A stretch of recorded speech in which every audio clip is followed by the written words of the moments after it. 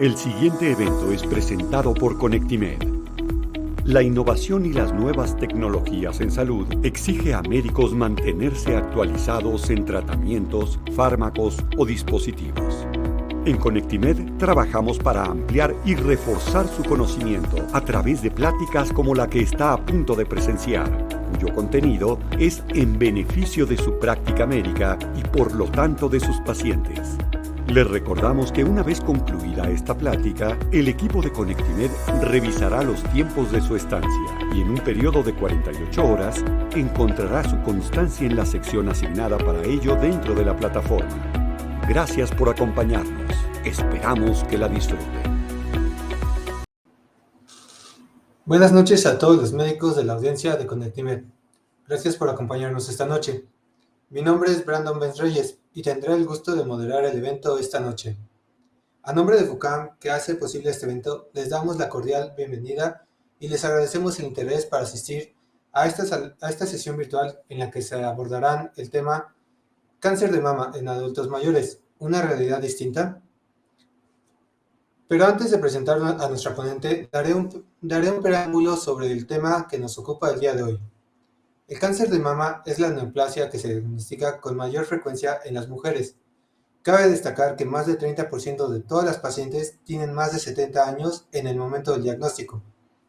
Debido a la creciente incidencia de esta enfermedad y al envejecimiento de la población, se espera que a nivel mundial el número de nuevos casos en este grupo de edad aumente al menos un 70% para 2040. A pesar de esto, existen pocas guías para el manejo del cáncer de mama en adultos mayores.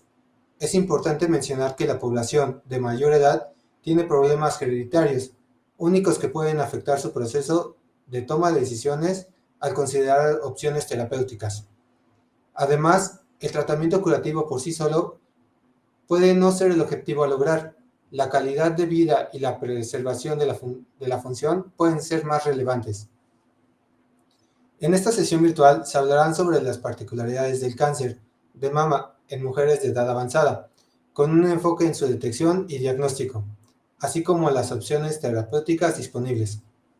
Y para el desarrollo de esta sesión, quiero dar la bienvenida a la doctora Dafne Ivonne Mendoza, que es médica cirujana por la Universidad Latinoamericana, especialista en cirugía general y laparoscópica por la Universidad Nacional Autónoma de México y el Hospital General Tacuba. Cuenta también con una subespecialidad en cirugía oncológica por el Centro Médico Nacional 20 de Noviembre y la UNAM. Está certificada por el Consejo Mexicano de Cirugía General y el Consejo Mexicano de Oncología. Es miembro de la Asociación Mexicana de Mastología, de la Sociedad Mexicana de Oncología y de la Asociación Mexicana de Cirugía General. Les recordamos que a lo largo de todo el evento podrán enviar sus preguntas a través del chat y al final de la exposición nos contaremos con 30 minutos para que nuestro ponente responda a las dudas y comentarios que nos hagan llegar. Sin más preámbulo, doy la palabra a la doctora Dafne Ivonne Mendoza. Bienvenida, doctora. Buenas noches, la escuchamos.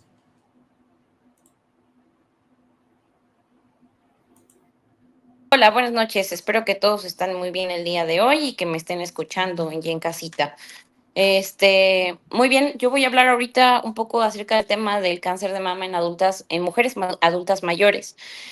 Vamos a tocar algunos puntos importantes acerca de generalidades del cáncer de mama para poder nosotros indagar un poquito más en la parte de cómo sería el manejo en este tipo de pacientes, en pacientes que son adultas mayores.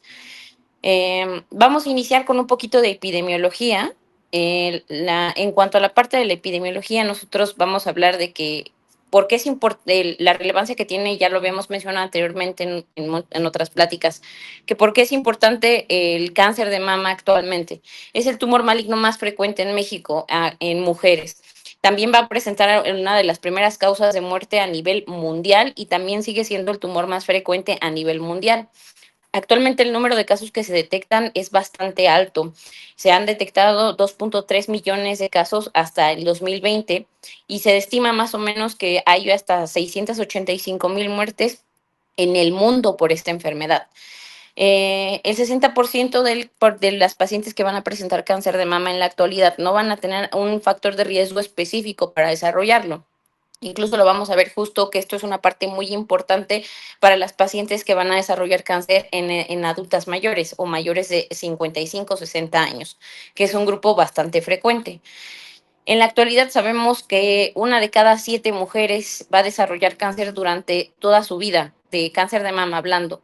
Y nosotros tenemos el entendido que cada 70 minutos, a cada 70, 80 minutos va a morir una mujer en México por esta enfermedad. Y por ejemplo, nosotros tenemos que se estiman alrededor de 27,000 casos nuevos cada año. Se dice que para el 2030 se espera que este número se vaya a triplicar justamente porque la pirámide poblacional en edad va a ir cambiando también. Y, por ejemplo, también tenemos que actualmente estamos presentando 7,000 defunciones cada año. Esto, pues, es un número bastante alarmante justamente por una enfermedad específica.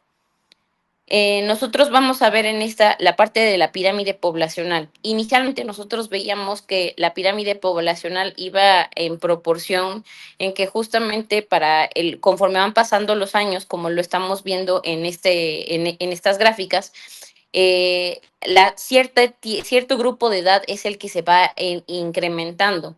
Actualmente hasta el 2010, hasta el 2020, el grupo de edad que nosotros venimos manejando con respecto a la edad de los 30 hasta los 50 años es el que se va a triplicar durante el tiempo para mayores de 50 o 60 años. Se dice incluso que, por ejemplo, nosotros en estas estadísticas que encontramos, la edad más frecuente en la que vamos a presentar cáncer de mama hasta el 2006 en el INEGI se había documentado que era de 52,7 años. Un estudio en el INCAN hasta el 2008, 50 años, en el Hospital General de México hasta los 51,6 años. En FUCAM teníamos también una estadística de que la edad promedio era de 53 años. A nivel del Seguro Popular hasta el 2016 era de 52 años. Con respecto a hasta el 2022, se vio que en FUCAM la edad promedio de diagnóstico es de 53 años.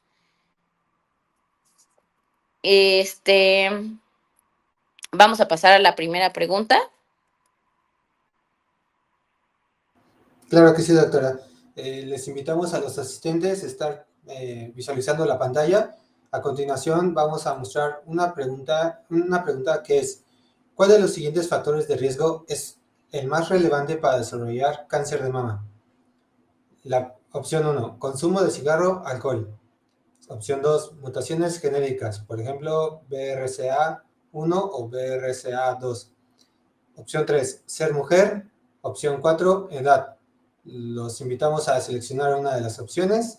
En un momento publicaremos las respuestas. Muy bien, hemos finalizado el tiempo de espera para seleccionar la respuesta. Voy a compartir los resultados. Doctora, ¿nos podría comentar cuál es la respuesta correcta y por qué?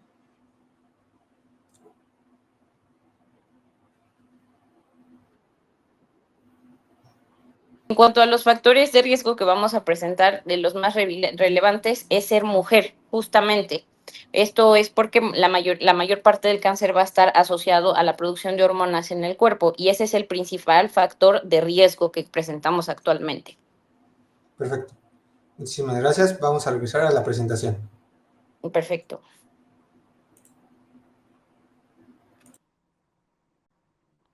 Hablamos un poquito de los factores de riesgo. Me gustaría también mencionar que alguna cosa que justamente nosotros hemos visto en México actualmente que el punto máximo de presentación en el grupo de edad va a ser entre los 60 y los 64 años.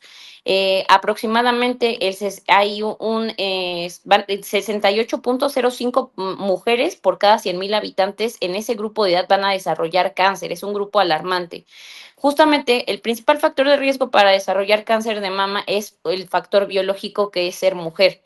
Entonces, actualmente nosotros tenemos otros tipos de factores. Los vamos a dividir de dos formas, en aquellos que van a ser modificables y aquellos que no son modificables.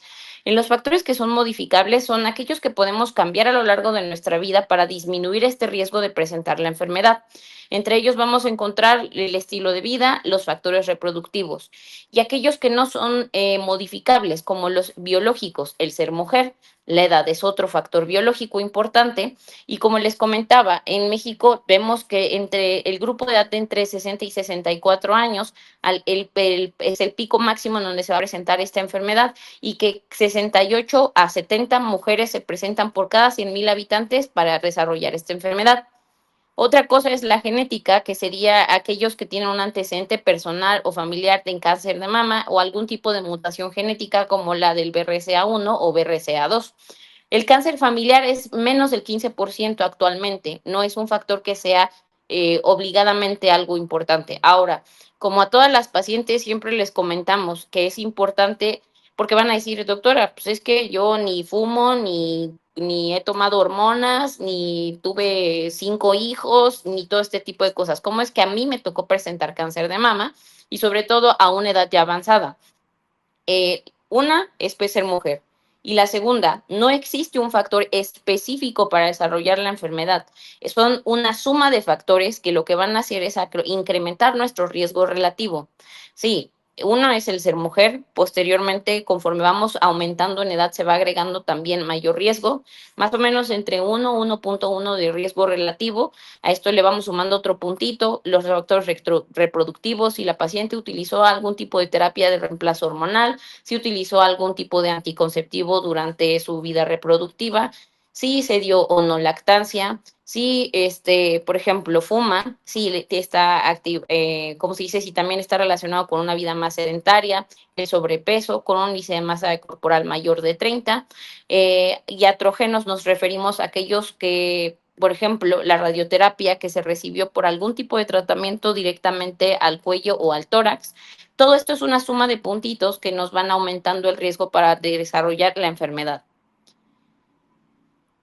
Muy bien, en la siguiente parte que vamos a hablar de los factores biológicos, justamente había que mencionar que el ser mujer es uno de los factores más importantes.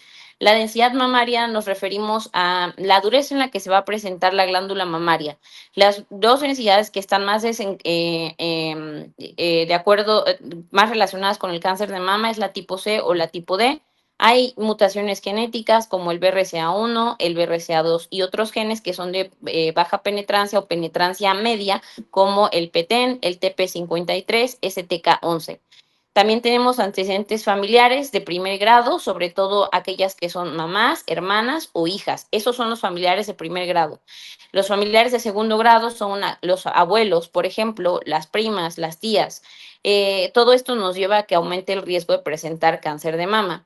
Hay otros antecedentes o condiciones de la mama que también a lo largo pueden aumentar el riesgo de presentar cáncer, como la hiperplasia ductal atípica, alguna imagen radial o estrellada en las mastografías o ya una condición como el carcinoma lobulillar in situ. Todas estas se consideran lesiones premalignas que a la larga pueden llegar a hacer que se desarrolle un cáncer invasor. Los antecedentes personales también nos aumentan el riesgo de presentar cáncer de mama. No necesariamente el haber presentado cáncer de mama, sino también algún otro tipo de tumor. Hay síndromes relacionados como el síndrome de cáncer de mama ovario o algunas pacientes que han incluso también desarrollado cáncer de endometrio o algunos síndromes como el síndrome de Lynch, el Ifra-Omeni, que nos condicionan a presentar mayor riesgo de presentar algún otro tipo de patología o de enfermedad en relación a neoplasias. La edad, conforme vamos incrementando la edad, este riesgo va aumentando. Vamos a ver que pacientes mayores de 40 años, una de cada 65 desarrolla cáncer de mama. Más de 50, una de cada 42 desarrolla. Este numerito se va haciendo más pequeño. Así hasta que vemos las pacientes que son mayores de 60, una de cada 28 mujeres va a desarrollar cáncer de mama y a los 70 años, una de cada 24 va a desarrollar esta enfermedad. En cuanto a la parte de la detección oportuna, esta es una parte bien importante y vamos a recordarla un poquito. La parte de la detección oportuna se refiere a un estudio de tamizaje. Un estudio de tamizaje es aquel que se va a realizar en una población sana que va a tener el riesgo de presentar una enfermedad en específico. En este caso, la población serían las mujeres y el riesgo de presentar el cáncer de mama. Para eso sirve un estudio de tamizaje, es un estudio que puede ser reproducible en este tipo de población y que es de bajo costo. La detección oportuna, de acuerdo a la norma oficial, nosotros vemos que tiene que iniciar a partir de los 18 años con la autoexploración mensual de mamaria. Posteriormente, cuando nosotros llegamos a los 25 años, no solamente es la autoexploración mensual, sino también es mandar a nuestras pacientes a una revisión clínica con un médico especialista. Y posteriormente, a partir de los 40 años, debido a la densidad mamaria, tenemos que iniciar ya el programa de tamizaje como tal con una mastografía. Los estudios de ultrasonido van a ser de tipo complementario, pero de inicio siempre las pacientes que tienen 40 años van a ser con mastografía. ¿Cuándo podemos utilizar o indicar un ultrasonido? Es generalmente en aquellas que son menores de 40 años, incluso aquí en la diapositiva pusimos que es menores de 35 años, pero que presenten algún tipo de síntoma o algún signo que nos haga sospechar de alguna enfermedad mamaria. Por ejemplo, se palpa un nodulito, se ven cambios en la mama, en la piel, descargas a través del pezón. Todo esto nos puede orientar a que algo está pasando y el estudio de inicio por la densidad mamaria es un ultrasonido. De acuerdo a los hallazgos en el ultrasonido, se valora si es necesario nosotros solicitar una mastografía o algún otro estudio más específico. Ahora, justamente la detección en mujeres con una mama más densa, cuando nosotros tenemos un ultrasonido, nos va a aumentar a la técnica primera, que es la mastografía, la sensibilidad de detectar algún tipo de lesión hasta en un 87%. Por eso es que estos estudios pueden ir de la mano, pero de entrada, en las mujeres mayores de 40 años, es siempre realizar una mastografía. Cuando hablamos de datos de detección oportuna, van a ser aquellos cambios que van a presentar la mama clínicamente. Nosotros podemos ver que puede existir engrosamiento de la piel, puede haber hundimientos en la piel, que nos referimos a los hoyuelos, cambios en la pezón. No solamente es la mama la que puede cambiar, sino también en el pezón. Hay enfermedades como la enfermedad de Payet, que justamente es más frecuente en adultas mayores y los cambios ocurren a nivel del complejo, de la piel del complejo areola-pezón. Es decir, que se va a ver un eczema, se va a ver como si estuviera descamado, se pueden ver eritema, se puede ver descargas a través del pezón. La mama que se siente caliente o que se ve rojiza, si tenemos fluidos sospechosos, es decir, salida de líquido que llamamos telorrea o telorragia, normalmente de color blanquecino, café o de color rojo. Que la paciente refiera dolor o algún cambio a nivel de la piel, si está muy sensible, que exista alguna protuberancia como tal, el engrosamiento o de las venas que lo vamos a ver a través de la piel, justamente por el aumento o el edema que se puede llegar a presentar en la piel de la mama. Y el hundimiento del pezón también es un dato importante. Los cambios en cuanto al tamaño. Existe cierta asimetría que es normal entre una mama y la otra, y esto es completamente normal. Tenemos una mano más grande que la otra, una pierna más larga que la otra. Sin embargo, en la mama puede haber cierta asimetría que es válida, pero a veces cuando empiezan a haber cambios que no estaban anteriormente, eso es un dato de alarma importante. La piel de naranja, como tal, nos referimos a la piel de una naranja. Hemos visto la corteza de la naranja que está engrosada, que tiene pequeños hoyuelos o incluso se alcanza a ver rojiza. Eso se llama edema de la piel y con eso nos referimos a la piel de naranja. Que se palpe algún bulto duro, tal vez no una bolita como tal. Como pueden ver, los datos de alarma no son únicamente sentir una bolita o que el pezón se hunda. Hay varias cosas que nos pueden llamar la atención en la exploración física que nosotros tenemos que detectar de manera temprana. Ahora, vamos a hablar por qué la edad es un factor muy importante para presentar cáncer de mama. Se ha visto que el envejecimiento poblacional, el envejecimiento del ADN, el envejecimiento del tejido mamario, pues nos condiciona a que presentemos mayor susceptibilidad o que podamos desarrollar esta enfermedad por justamente el daño de las células, del ADN de las células. Es importante que veamos que la mayor edad de presentación en algunos países fuera de México es a partir de los 65 años. En México nuestro pico de incidencia sí inicia en una edad muy temprana y por eso es que el programa de tamizaje inicia a partir de los 40 años. En países europeos, estadounidenses, los programas de tamizaje inician a partir de los 50, 55 años. Esto debido a que a que las pacientes desarrollan cáncer de mama en una edad más amplia, más tardía que en México. Pero en México no quiere decir que sea porque son jóvenes, no, es porque somos portadoras de un gen que hace que justamente el tejido mamario envejezca más rápido, se dañe más rápido la célula el ADN de la célula y podamos desarrollar esta enfermedad. Normalmente hablamos de que el cáncer en una edad adulta es para aquellas que van a ser mayores de 65 años. Cosas que son importantes para el tratamiento o cómo vamos a llevar los protocolos diagnósticos en este tipo de pacientes. Normalmente tenemos que tomar en cuenta la edad biológica, el estado funcional de las pacientes. El estado funcional nos referimos a si la paciente camina sola, si puede comer sola, si necesita apoyo, si tiene cuidadores primarios, si puede realizar sus actividades normales, si tiene alguna comorbilidad asociada, alguna enfermedad crónica degenerativa como la diabetes, la hipertensión, alguna cardiopatía, si ya presentó algún dato, una secuela de algún tipo de enfermedad como un evento cerebral vascular. Todo esto se tiene que tomar en cuenta en en este grupo de edad, porque justamente eso es lo que nos va a dar el reto para poder darle tratamiento a las pacientes. Actualmente vemos que la quimioterapia adyuvante cada vez va siendo menos común en las pacientes adultas mayores. Esto porque justamente nosotros vemos que de 50,000 pacientes que podemos detectar, la mayoría se van a diagnosticar en etapas 1 y 2.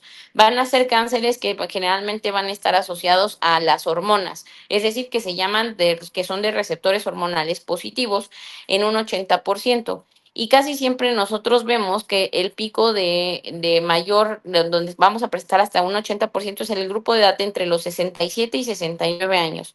Menos del 10% se va a presentar en mayores de 85 años, pero son cosas importantes de tomar en cuenta para el diagnóstico de estas pacientes.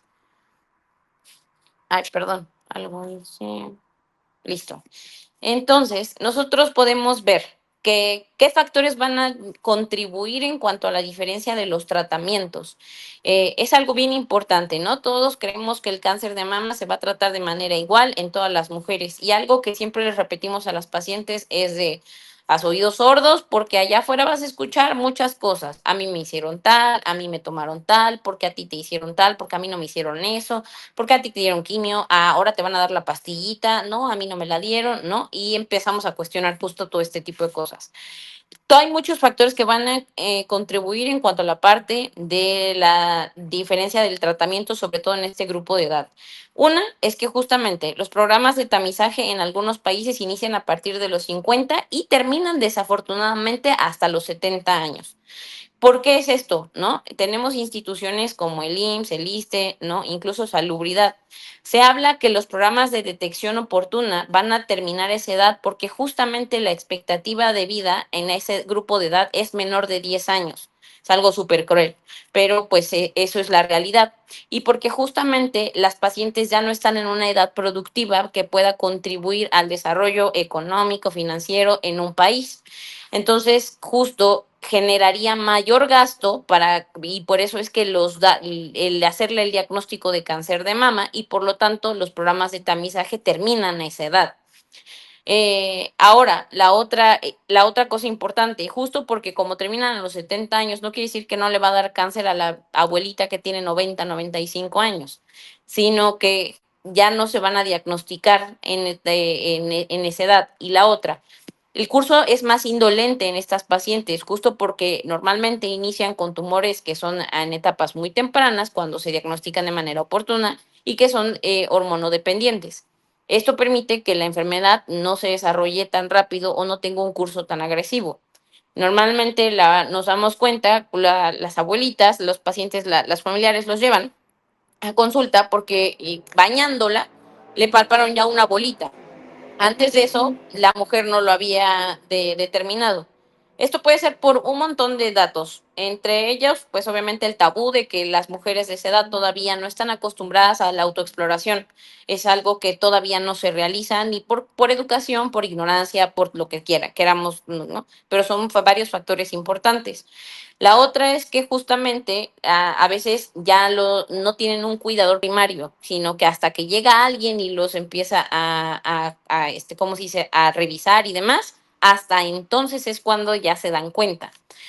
Y la otra es porque también no es común que los familiares lleven a las abuelitas a realizarse su mastografía año con año, porque justamente llegan a algún tipo de institución y se les dice, no, ya no se le puede hacer, o se hace cada 2 años, porque pues sí, comentan que ya a esta edad ya no les va a pasar nada, y pues no, ese no es el punto. En su mayoría, como dice la diapositiva, van a ser receptores de estrógeno positivos, generalmente son HER2 negativo y son tumores de bajo grado y eso es lo que les va a dar el curso indolente. Ahora, hablemos un poquito de lo que nos dice la norma oficial mexicana, pero para esto vamos a pasar a la pregunta 2.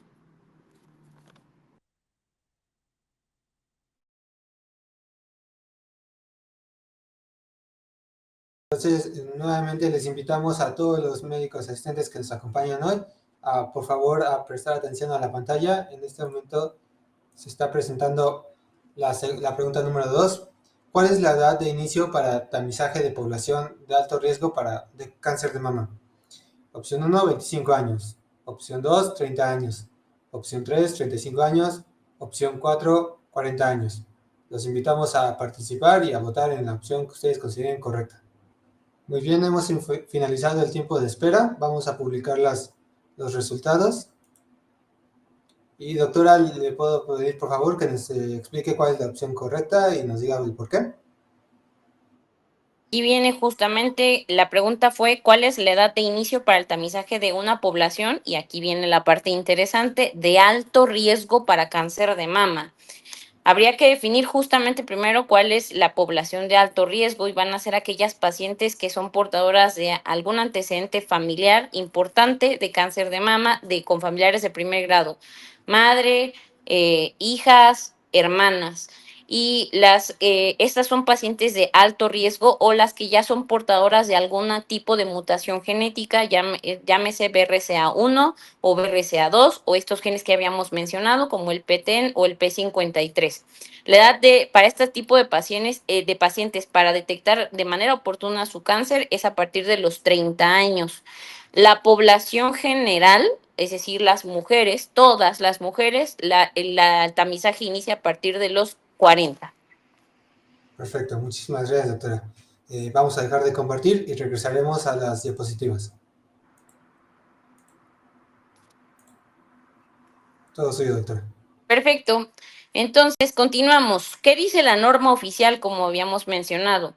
La detección en un tamizaje en una población de riesgo promedio, es decir, todas las mujeres que son completamente sanas, inicia a partir de los 40 años y la edad de término aquí dice que es acorde de las condiciones de la mujer, es decir, mientras su estado de salud, su estado funcional permitan que la paciente pueda continuar haciéndose el estudio, se puede seguir haciendo ahora sí que hasta el final de los tiempos. ¿Cada cuánto se tiene que realizar el estudio? Esto es de manera anual. Porque sí hay unas guías de práctica clínica que ahorita vamos a ver más adelante, en donde sí se indica que en México se puede realizar cada 2 años a partir de cierta edad. No es lo correcto. La detección en una población de alto riesgo requiere, y el estudio que se va a hacer en esta población de riesgo promedio es la mastografía. La población de alto riesgo, que ya habíamos mencionado, que son mujeres portadoras de algún tipo de mutación o familiares de primer grado o que ya tengan una historia familiar muy importante de cáncer de mama, se inicia a partir de los 30 años. Y los estudios que se van a realizar aquí no solamente es la mastografía, también se tiene que hacer resonancia magnética, porque sobre todo son mujeres que son menores de 40 años y el tejido mamario todavía sigue siendo muy denso y por lo tanto hay lesiones que se pueden ocultar y no se pueden detectar a tiempo. La edad de término es lo mismo hasta que las condiciones de las mujeres lo puede permitir y la periodicidad va a ser también de manera anual y los estudios se van alternando entre mastografía y resonancia magnética. Existen estudios complementarios actualmente como el ultrasonido, algo que llamamos tomosíntesis, que va de la mano junto con la mastografía, la resonancia magnética de mama y algo que actualmente estamos utilizando cada vez más es la mastografía contrastada. La mastografía contrastada nos permite detectar también lesiones al igual que la resonancia magnética, por eso es que también estamos utilizándola. No en todos los centros se realiza, pero pues también en FOCAM sí lo hacemos. Muy bien, ¿qué pasa con las mujeres mayores de 70 años? Este es algo bien importante. De acuerdo a algunos de nuestras normas y demás, nosotros vemos que el diagnóstico de mama, de cáncer de mama en pacientes mayores de 70 años va hasta el 31%. Como les había mencionado anteriormente, el mayor pico de edad es entre los 60 y 64 años. A partir de eso va en disminución. Aquí vemos que es el 31% de las mujeres. ¿Cuál es la mortalidad en estas pacientes? Es del 47%. Esto puede estar asociado a muchas causas, entre ellas, pues las comorbilidades que llegan a presentar y la otra que es importante, que justamente como no se detectan también a veces en etapas tempranas, pues desarrollan más la enfermedad y pueden llegar a morir, ¿no? Entonces, ¿para qué nos va a servir? ¿De qué nos ha servido realizar la mastografía en este grupo de pacientes, en este grupo de mujeres? Es porque se ha visto que justamente disminuye la mortalidad entre el grupo de edad de los 40 a los 69 años hasta en un 19%. Disminuye también la mortalidad en pacientes mayores de 70 años, sí. Esto es incierto. Nosotros vemos que actualmente no tenemos ensayos clínicos con mastografías de tamizaje porque no se incluyen dentro de estos grupos. Y también tenemos esta parte de los análisis de subgrupos. Se ha visto que no ha tenido una reducción significativa en cuanto a la mortalidad en pacientes mayores de 70 años. Ojo, no todas las causas que se han visto asociadas a mortalidad con una paciente de cáncer de mama son directamente proporcional, digo que no son directos a la causa del cáncer de mama. Hay otras cosas que también influyen, enfermedades como cardiopatías, ya algún tipo de comorbilidad que ya tenía la paciente de antes. Y por ejemplo, nosotros hemos visto que la manera de hacerse, justamente hay lugares en donde se considera que la mastografía se tiene que hacer de manera cada 2 años, como decimos acá. Puede haber falsos positivos de manera bianual o que si nosotros también la veamos durante un año se haga 2 veces la mastografía y estos falsos positivos pueden ir hasta casi un 30%. Por eso es que lo indicado es realizarlo una vez al año. No tenemos estudios para poder decir si vemos que se benefician las pacientes de mayores de 70 años. Sin embargo, como sabemos que la edad es un factor de riesgo importante, está indicado realizarla. En este diagrama de flujo es de la guía de práctica clínica justamente. Aquí vemos nosotros que según esto, las pacientes de 50 a 74 años se tiene que realizar exploración clínica y la mastografía cada 2 a 3 años. Aquí hay pacientes que hemos tenido que se hicieron la mastografía en el 2022 y regresan ahorita a 2025, ya tienen un nódulo palpable y resulta que es cáncer. Por eso es que no es tan recomendable que se haga de esa manera, pero por cuestiones de que justo la esperanza de vida es menor de 10 años, se ha cortado este tiempo y se repite, y también por la cantidad de pacientes para realizar estudios de tamizaje en las instituciones. Recordemos que las guías de práctica clínica justamente son para, más que nada, en la parte institucional, por la cantidad de pacientes que se manejan. Y volvemos, es una triste realidad en esta parte que no se consideran una población productiva y por lo tanto el gasto sería mayor en tratamientos. Eso es algo que yo creo que está mal dicho porque como lo vamos a ver más adelante, actualmente tenemos más opciones de tratamiento para este grupo de pacientes. Y vemos que en pacientes que ya son mayores de 75 años en este diagrama de flujo, únicamente se toma la exploración clínica de manera anual o semestral, cada vez que va a la consulta con médico familiar y que de acuerdo a su esperanza de vida se considere o no realizar la mastografía. pero pues es un hecho que se tiene, que sí se lleva a cabo. Entonces, esto nos lleva a la siguiente pregunta.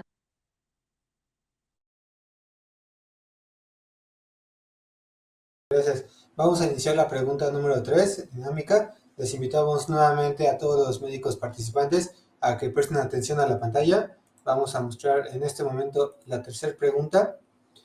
Son factores relevantes para el abordaje subóptimo del cáncer de mama en mujeres mayores, excepto temor a los efectos deletéreos de los tratamientos, comorbilidades, limitaciones funcionales, calidad de vida. Bien, hemos finalizado el tiempo para poder votar. En este momento vamos a compartir los resultados y también nos ayudaría mucho que la doctora nos explicara cuál es la respuesta correcta. Adelante, doctora.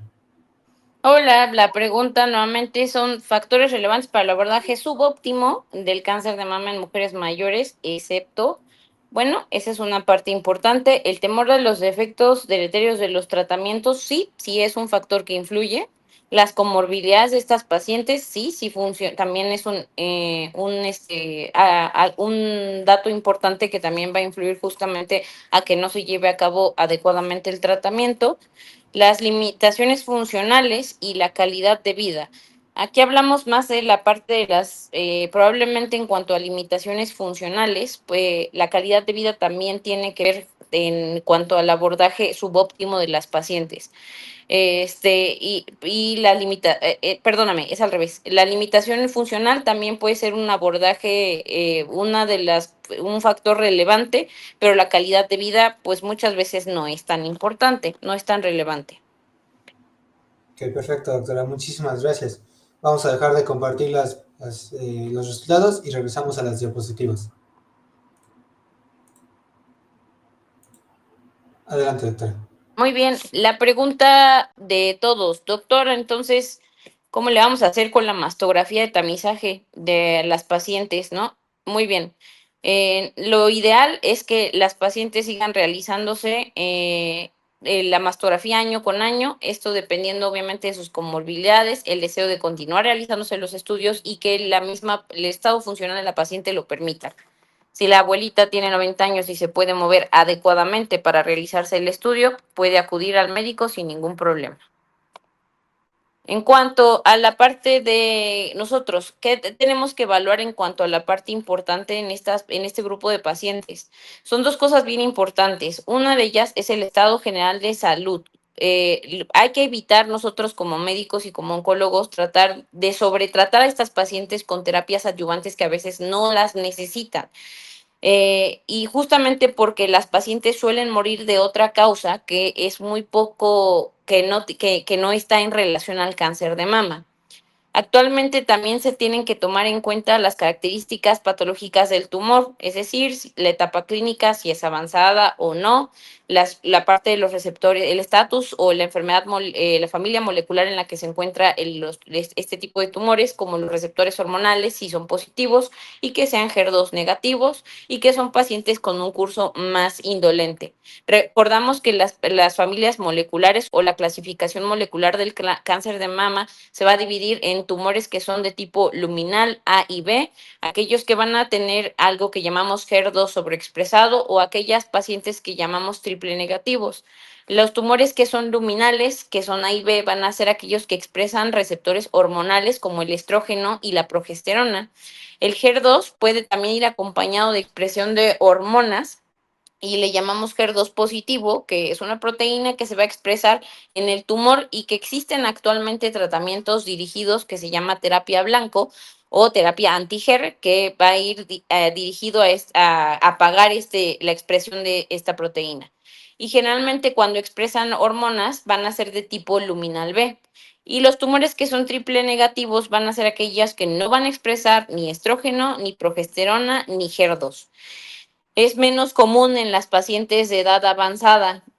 para que nosotros podamos determinar el estado general de salud. Actualmente se han desarrollado algunas calculadoras que van a tomar, que van a estimar lo que es la expectativa de vida, tomando en cuenta la historia médica de las pacientes y que pues, obviamente se utilizan normalmente en pacientes en etapas muy tempranas.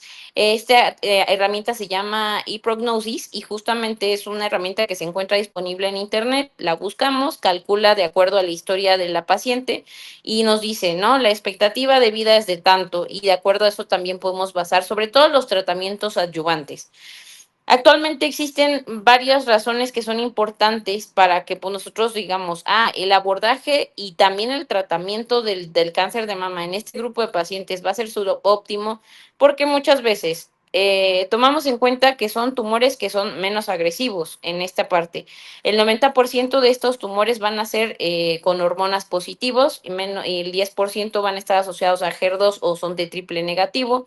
Las pacientes van a tener comorbilidades asociadas que pueden limitarnos en los tratamientos.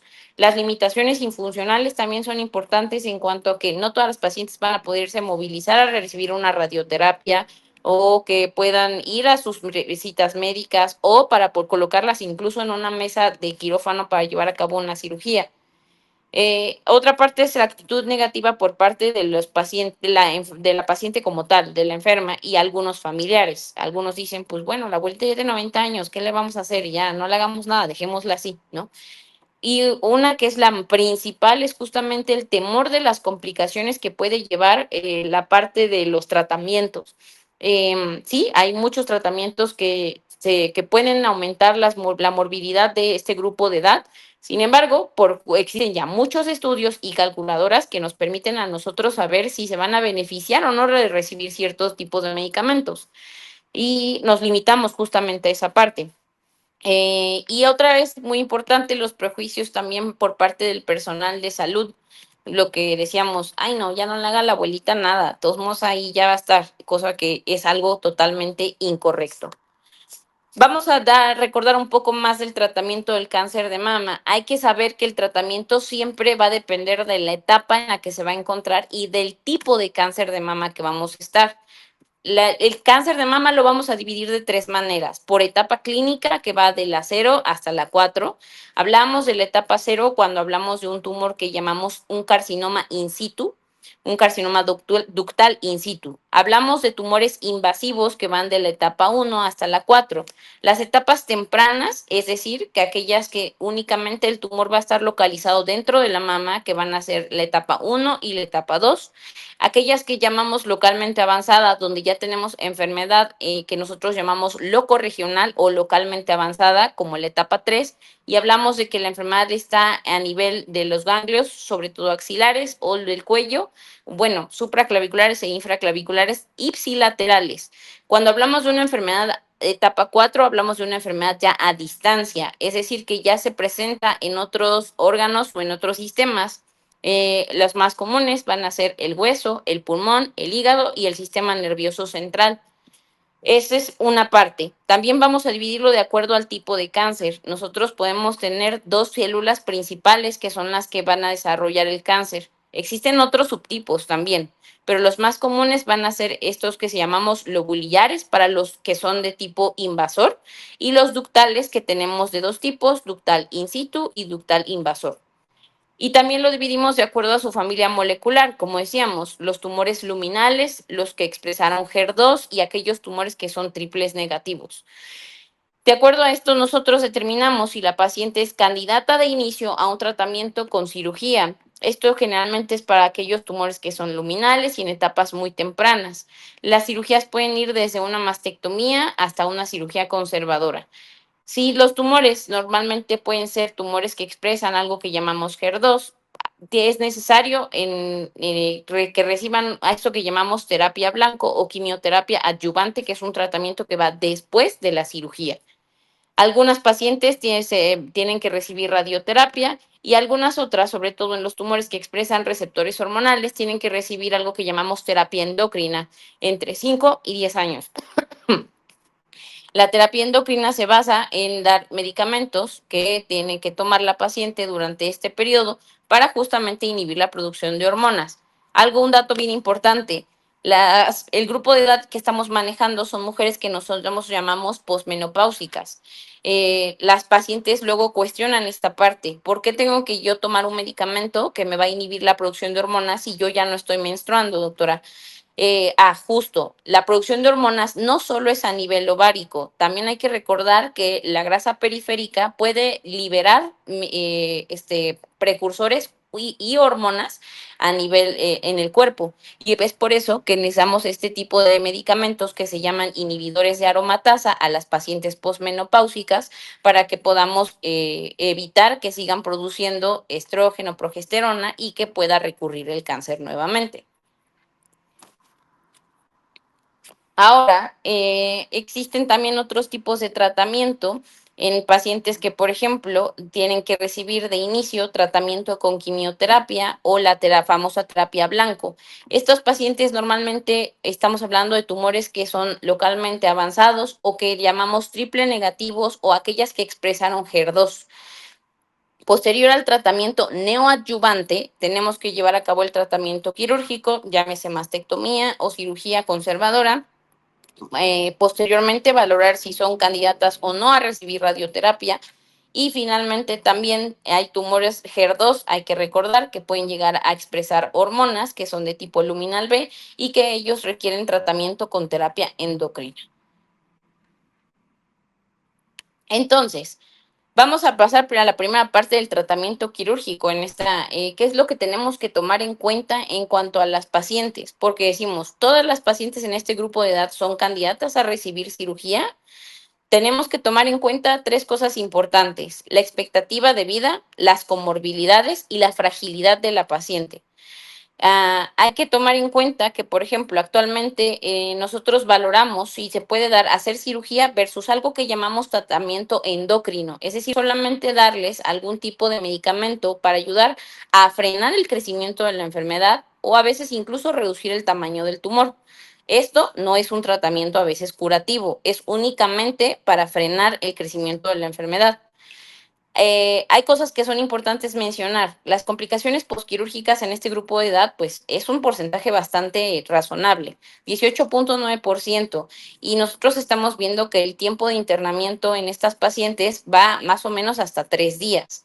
Por lo tanto, a veces nosotros decimos que algunos tipos de pacientes se van a beneficiar más de recibir algo que llamamos terapia endocrina que la cirugía como parte importante o tratamiento de inicio, ¿sí? Sobre todo si son tumores que están expresando hormonas y que, por ejemplo, nos pueden, algo que es importante, reduce la enfermedad, nos puede reducir también la recurrencia a nivel local si nosotros damos el tratamiento y que nos va, pero eso sí que puede estar también asociado a algún tipo de efecto secundario y nos puede aumentar incluso a veces la morbilidad de estas pacientes.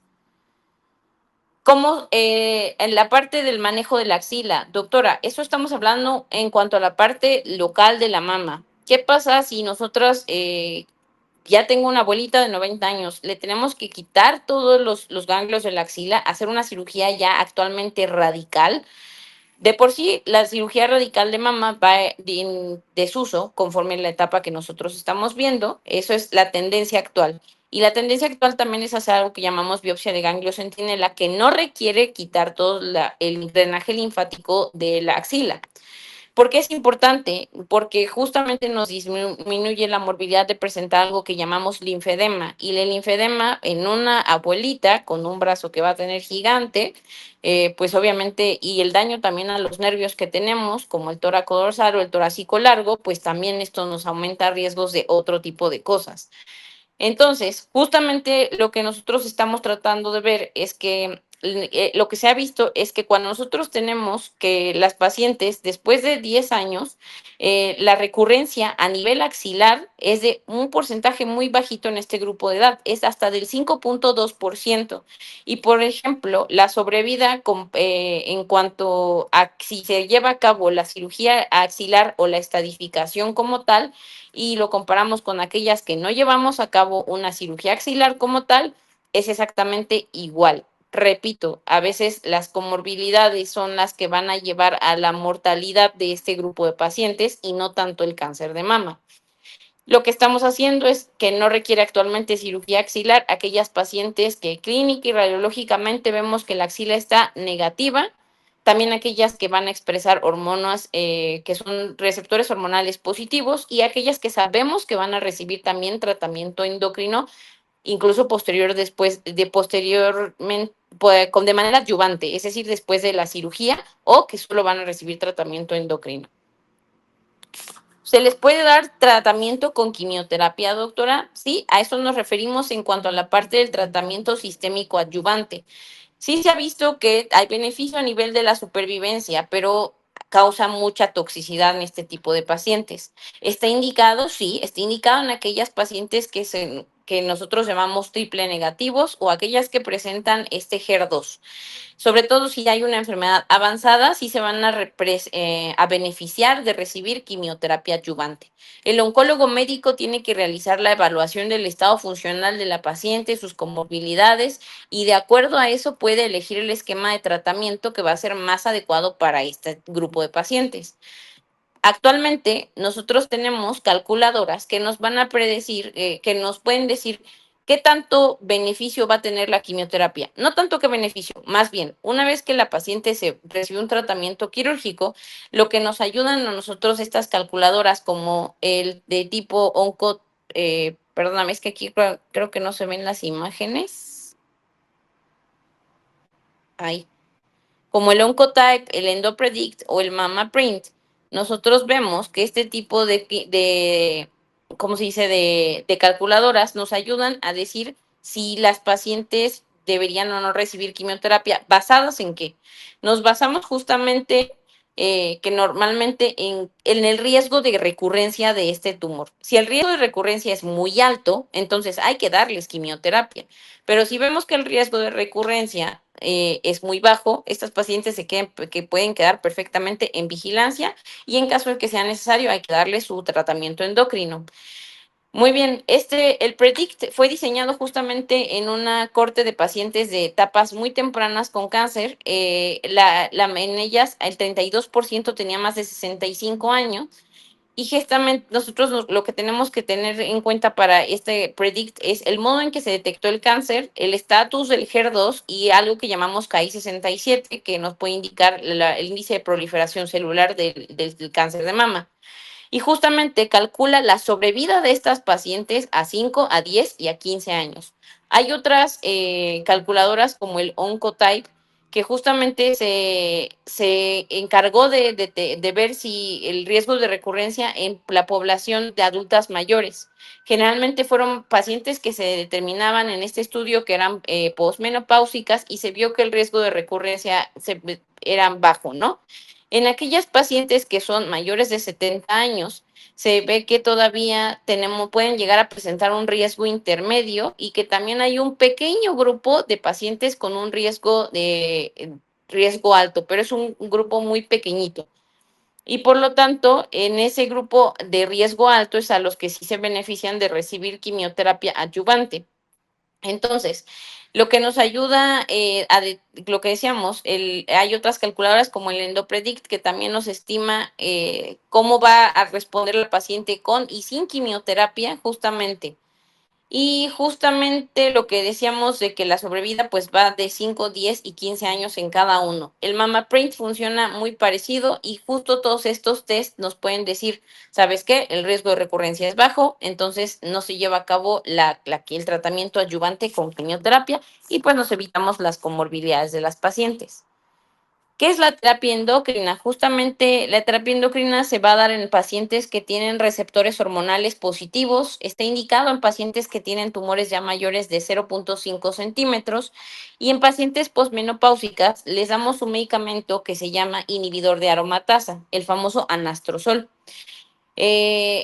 Justamente de acuerdo a las guías, nosotros vemos que si este tipo de pacientes se ve beneficiado al administrar más inhibidores de aromatasa en pacientes del grupo de edad avanzada, porque tiene mayor beneficio en cuanto a la parte adyuvante comparado con el tamoxifeno, que el tamoxifeno pudiera aumentar el riesgo de presentar complicaciones tromboembólicas, cardiovasculares y también aumenta el grosor endometrial y por lo tanto también está asociado el aumento del grosor endometrial nos puede ocasionar algo que se llama hiperplasia endometrial y llevarnos incluso a algo que llamamos hiperplasia endometrial atípica y en el caso más avanzado desarrollar hasta un cáncer. Esto es a través del sangrado uterino anormal. Es por eso que se prefiere iniciar el tratamiento con inhibidores de aromatasa. Hay tratamientos como la radioterapia, sí, siempre y cuando se pueda llevar a cabo, el estado funcional de la paciente lo permita, la paciente se pueda movilizar y que pueda moverse. Generalmente se puede también evitar, sí, la radioterapia adyuvante también se puede evitar, sobre todo en pacientes que tienen tumores muy pequeñitos, que son receptores hormonales positivos que han expresado una cantidad de receptores de estrógeno sobre todo y que, por ejemplo, no tenemos evidencia ni clínica ni radiológica de enfermedad a nivel ganglionar, axilar o en supra o infraclaviculares o en la cadena mamaria interna. Y que sabemos que justamente van a recibir tratamiento con terapia endocrina. ¿Ok? Bueno, eso sería ahorita todo por mi parte. Yo soy la doctora Dafne y si tienen alguna pregunta, pues adelante.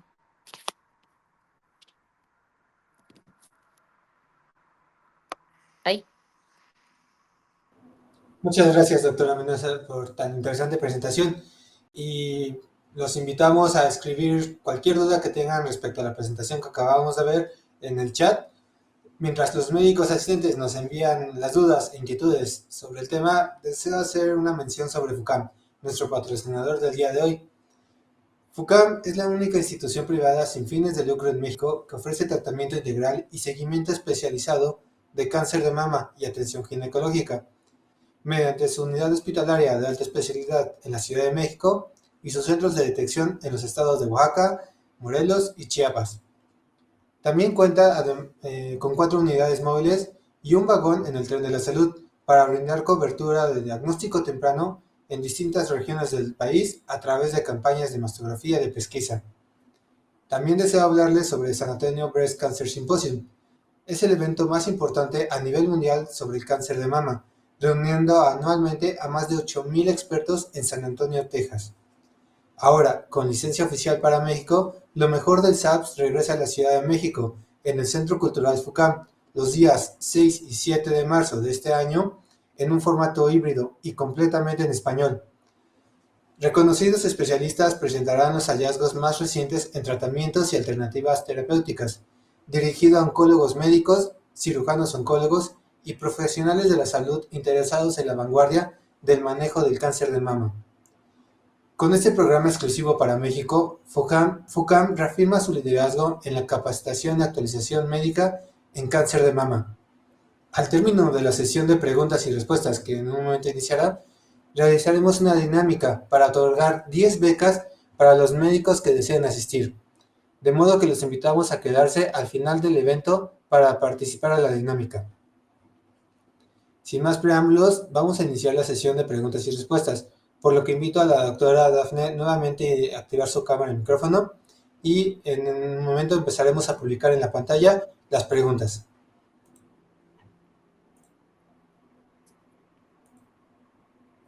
Doctora, Carla pregunta, ¿cuáles son los requisitos para la atención de las mujeres mayores en FUCAM? Actualmente el FUCAM está abierto para toda la población en general, únicamente es cuestión de hacer cita y ya ahí pasan primero a algo que llamamos preconsulta. La preconsulta consiste en realizar una serie de preguntas para conocer el historial médico de la paciente, la historia clínica clásica, y acorde a lo que nosotros estamos viendo o lo que ve el médico en esa preconsulta, se presenta directamente con el especialista, que somos nosotros los cirujanos oncólogos o las ginecosmastólogas, y ya que todos en conjunto determinamos si va a requerir que continúe valoración por nosotros y el paso a seguir en cuanto a estudios y demás. Muchísimas gracias, doctora. Tenemos otra pregunta. Luis Velázquez Cruz pregunta, buenas noches, excelente presentación. Mi comentario, la mayoría de las mujeres adultas mayores no permiten fácilmente la exploración mamaria. Es muy complicado, debemos conversarlas. Sí, es algo justamente bien difícil. De hecho, nos ha tocado también ya incluso pacientes en FUCAM que ya llegan con tumores como tal que por un lado no quieren que las revise el médico, que ya para qué, esa es una, y la otra que también todavía existe mucho pudor, sobre todo en esta población, y que muchas veces piden que sean revisadas por doctoras, ¿no? Entonces, aquí la comunicación médico-paciente es súper importante. Hay que hacerles entender que es importante la revisión, que no solamente es hacerles un estudio, que el estudio de imagen nos va a orientar a qué es lo que sigue en cuanto a qué tenemos que hacer con ese hallazgo, pero que la exploración es sumamente importante. Esto sí, aquí por ejemplo en FUCAM tenemos el área de psicooncología que nos apoya muchísimo y que puede platicar con las pacientes para brindarles pues la información suficiente para poder llevar a cabo una exploración correcta.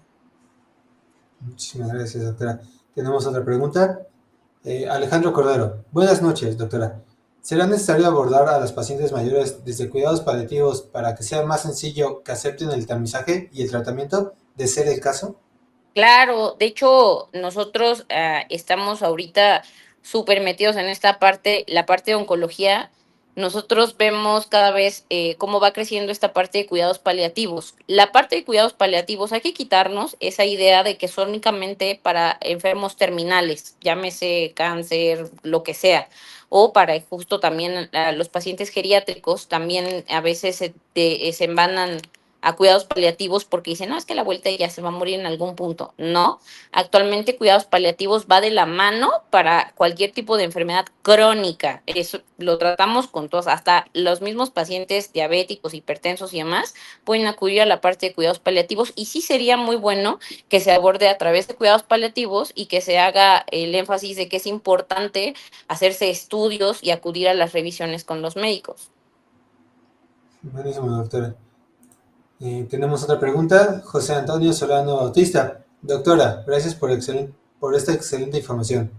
En una paciente que le realizaron mastografía y extirpación de cadena ganglionar y los centinelas, estos sin datos de metástasis por el tumor in situ que tenía, pero sí había sospecha de metástasis pulmonar.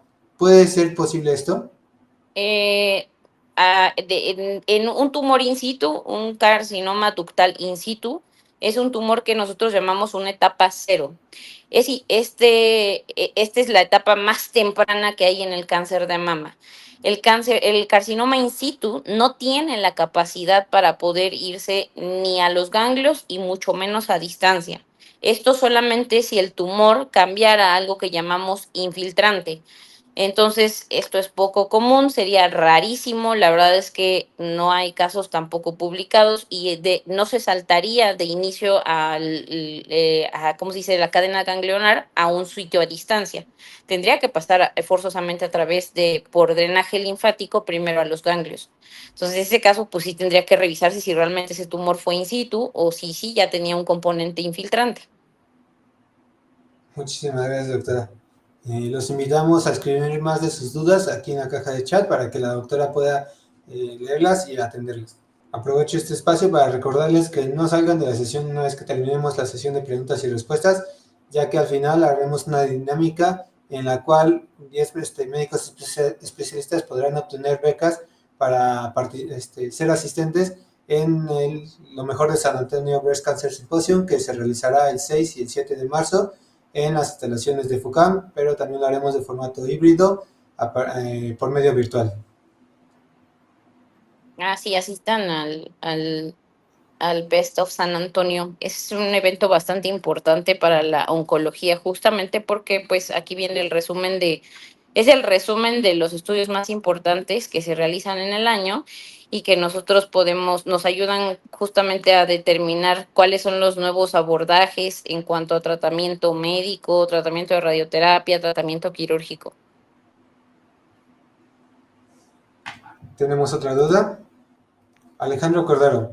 Doctora, otra duda. ¿Qué intervenciones no farmacológicas recomienda para el control de los efectos adversos inducidos por los inhibidores de Aromatas. Sí, nuestros? muy bien, esa es una muy buena pregunta, de hecho no lo mencionamos. No todos los medicamentos son inocuos, obviamente su beneficio es mayor. Uno de los más importantes en los inhibidores de aromatasa es la osteoporosis, cosa que ya sabemos que es algo todavía más importante porque las pacientes de este grupo de edad ya tienen cierto grado de osteopenia o incluso osteoporosis. En este tipo de pacientes a veces sí sería conveniente cambiar o se van a beneficiados más de recibir algún medicamento como el tamoxifeno. Ahora, no necesariamente quiere decir que no se le pueda dar inhibidores de aromatasa. En la actualidad tenemos tratamientos con algo que llamamos bifosfonatos, que esto nos ayuda a aumentar la fijación justamente de calcio a nivel del hueso y entonces nosotros podemos tratarlas con estos medicamentos que se aplican de manera semestral. Muchas gracias, doctora. Creo que si no hay más dudas, pues podemos pasar a la parte de la dinámica. Si me permiten un momento, regresamos a la presentación. Entonces, vamos a efectuar ahora la dinámica para otorgar 10 becas para asistir a Best of SAPS, octava edición. Consistirá en que las primeras 10 personas que respondan correctamente a las siguientes 2 preguntas que pondremos en pantalla, les otorgaremos una beca para asistir de manera presencial o virtual al SAPS. Daremos unos minutos para que respondan a través del chat y a continuación los ganadores serán seleccionados y contactados por parte del equipo de Conectimed vía el correo electrónico con el que están registrados en la plataforma, con los detalles para hacer válida su cortesía. Entonces, si prestamos atención a la pantalla, en este momento muestro la pantalla con las 2 preguntas y esperamos sus respuestas en el chat. Ok, entonces ahora 9:17 cerramos la dinámica. Invito nuevamente a la doctora Dafne a abrir su micrófono y video y nos pudiera ayudar a responder cuáles son las 2 respuestas correctas a estas preguntas. Doctora. Listo, doctora, ya la podemos ver. Ya aquí creo que ya me ven, ¿verdad? Perdón, es que sí. Donde estaba antes no sé por qué no podía. No se preocupe, pongo nuevamente las preguntas en la presentación y nos puede ayudar a darnos las respuestas de la primera y la segunda pregunta. Claro que sí. Entonces, nosotros tenemos aquí la primera pregunta, dice, ¿cuál es el porcentaje de falsos positivos con la mastografía de manera bianual en mujeres mayores de 70 años? Nosotros estamos viendo que los falsos positivos, como habíamos mencionado, van entre el 12 y el 27%. Esa es la respuesta correcta, es la B. La respuesta B es la pregunta 1. B de bueno. B de bueno, perdón. B de bueno es la respuesta correcta de la primera pregunta. Y doctora, ¿nos puede ayudar con la segunda pregunta, por favor? La segunda pregunta dice, en mujeres de edad avanzada con cáncer de mama, ¿cuál de los siguientes tipos de terapia endocrina son los de elección?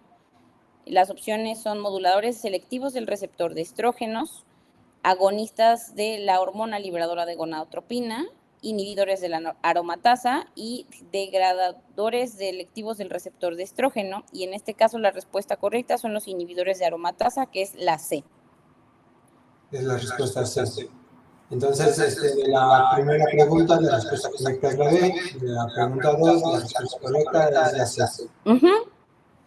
Ya con todas las participaciones de los médicos asistentes que nos acompañan, seleccionó el médico del equipo Conectimed, seleccionará a los 2 ganadores para obtener sus becas y así acceder a lo mejor de diversas simposios en FUCAM. Muchísimas gracias, doctora.